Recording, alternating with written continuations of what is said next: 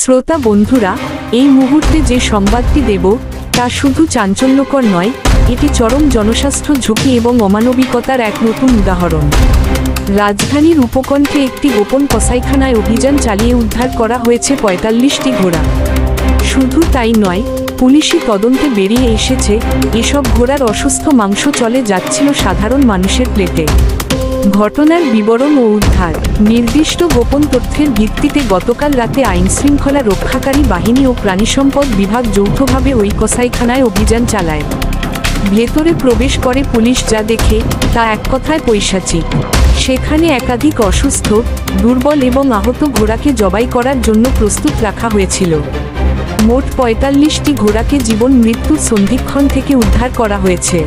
এই অভিযানে কসাইখানার মূল মালিকসহ বেশ কয়েকজনকে আটক করা হয় এবং জবাই করার সরঞ্জামও জব্দ করা হয়।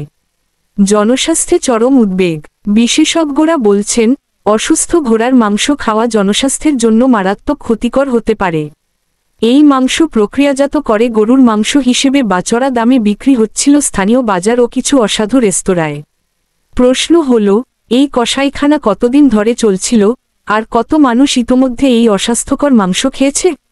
এটি কেবল একটি প্রাণী হত্যার অপরাধ নয়, এটি জনগণের জীবন নিয়ে চরম ছিনিমিনি খেলা।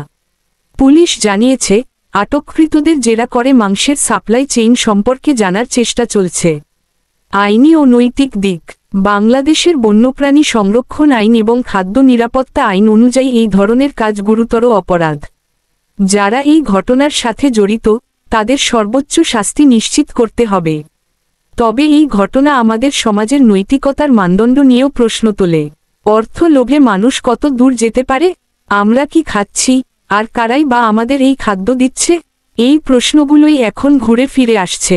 দ্রুততম সময়ে এই চক্রের মূল হোতাদের আইনের আওতায় এনে দৃষ্টান্তমূলক শাস্তি দেওয়া জরুরি। সমাপ্তি ও সতর্ক। গোপন কসাইখানার চাঞ্চল্যকর খবর। আমরা আশা করব প্রশাসন দ্রুত এই চক্রের শেকড় খুঁজে বের করবে এবং সাধারণ মানুষকে খাদ্য নিরাপত্তার ঝুঁকি থেকে মুক্ত করবে। ফরন বাংলা নিউজ, সব সময় সত্য ও জনস্বাস্থ্যের পক্ষে। পরবর্তী সংবাদ এবং বিশ্লেষণের জন্য চোখ রাখুন আমাদের পর্দায়।